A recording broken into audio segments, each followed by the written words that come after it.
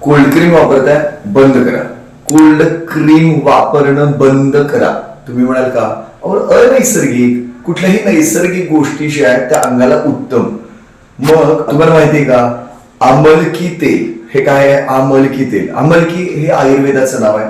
आवळ्याला आमलकी असं म्हणतात. खोबरेल तेलाच्या बेसमध्ये 16 लिटर आवळ्याचा काढा जो आहे तो आटवला जातो आणि 1 लिटर हे तेल जे आहे ते तयार केलं जातं. याला आवळ्याचं तेल, आमलकी तेल असं म्हणतात. हा फायनल प्रोडक्ट आहे. हा आवळा तेल जे आहे ते अंगाला लावायला सगळ्यात उत्तम.